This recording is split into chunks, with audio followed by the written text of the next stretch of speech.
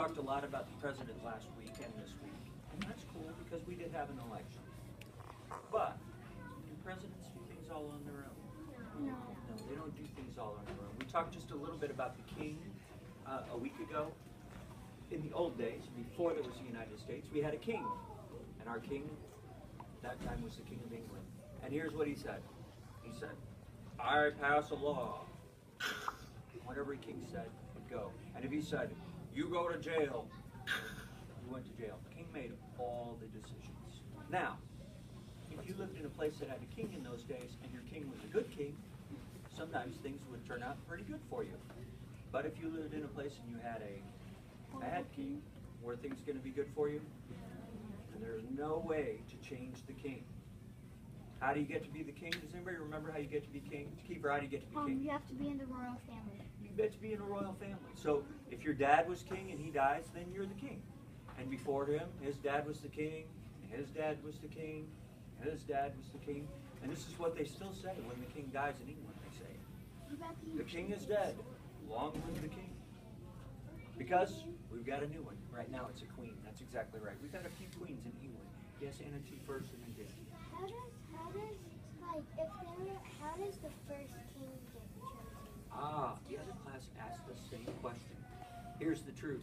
Long time ago, before the royal families were all set, the biggest and the strongest guy whoever won the war got to be king. And he would say, now I'm in charge and I'm the king. If you don't like it, off with your head. And if everybody believed you, then they made you king. But then after a while, it got to be the system where the kings were no longer like out there fighting on their horses. They were just the person whose dad was the king before them. It was passed down through the families. Exactly right, for the royal families. Yes, James? What about the enchanted sword? Is that a myth? Enchanted sword, now we're talking about mythology and not social studies. So, definitely there are relics, like the crown jewels have been around a long time. The queen has big stacks, big pile of jewelry and crowns and all kinds of things. Again, I'm no more warnings. I want you to put the water bottle together, and it needs to be next to you, or I'm going to have you put it aside. Okay? Put it together and just leave it. That's great.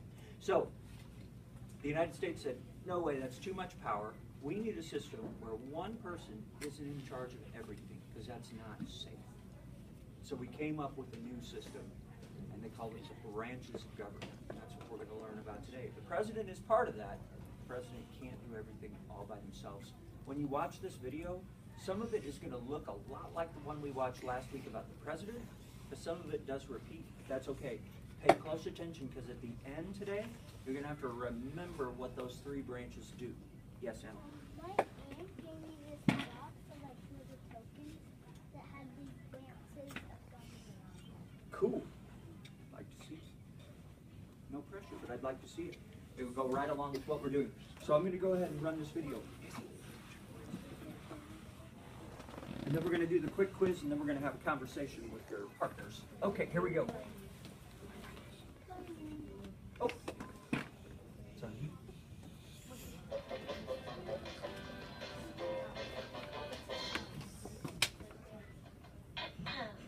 We, the people of the United States, in order to form a more perfect union.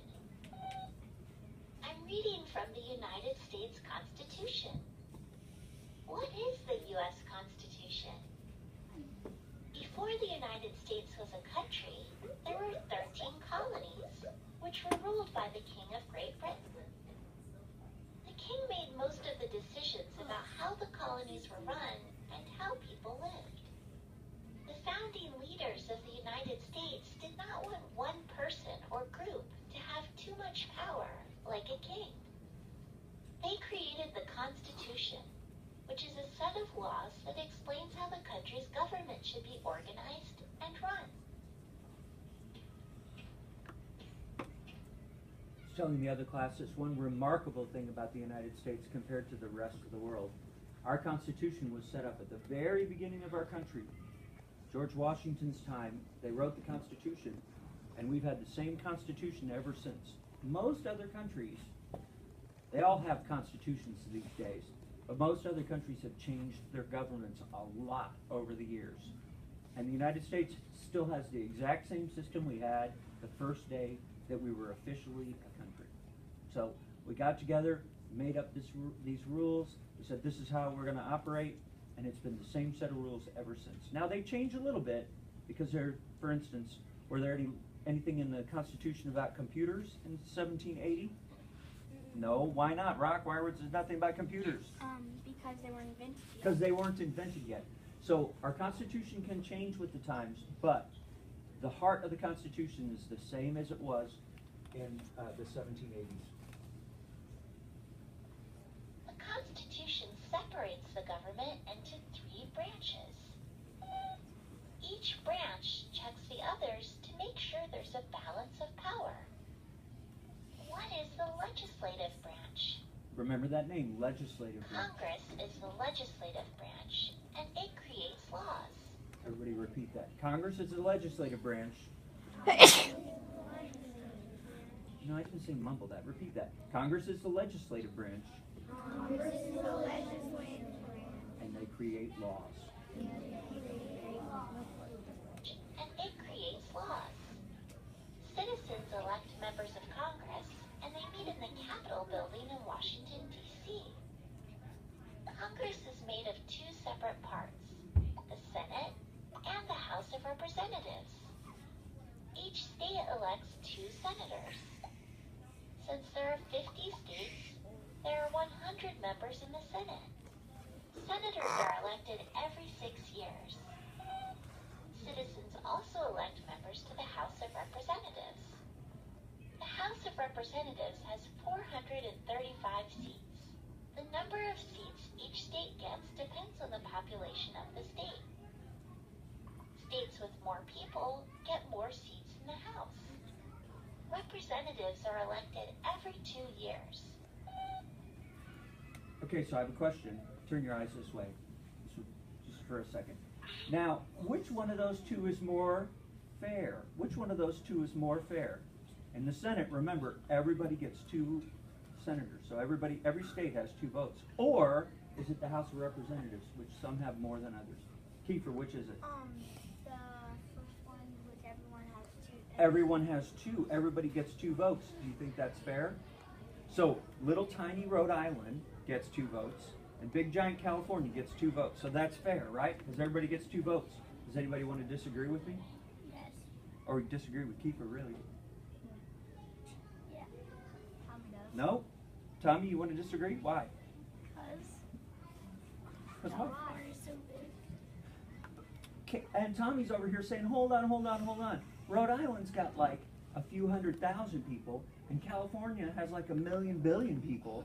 So why doesn't California get more of a say than Rhode Island? So you think that it's the second one that's more fair.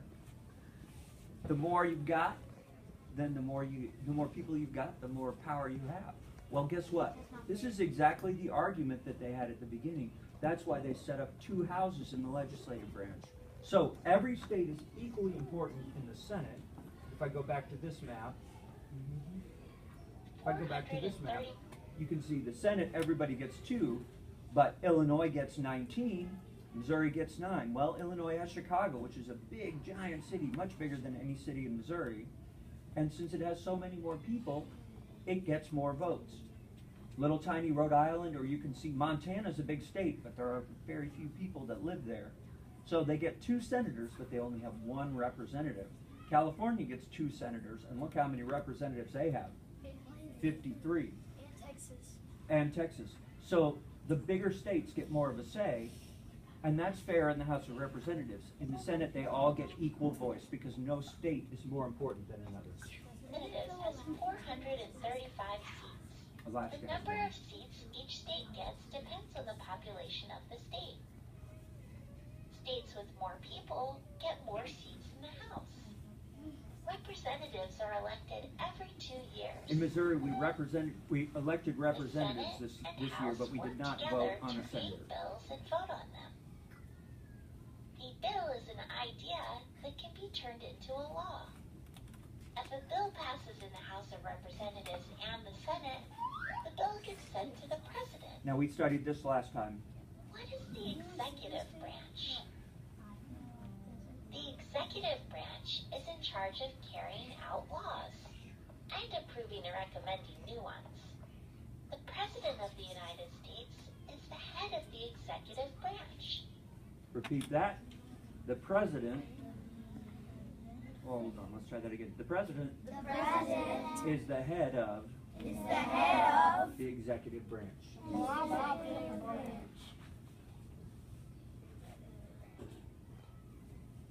Head of Whoever the that was executive is not taking branch. you seriously. That hurts my feelings a little bit. When the president gets a bill, he or she can approve it and sign it. Then the bill turns into a law. The president can also veto or reject a bill. Then the bill gets sent back to Congress for changes.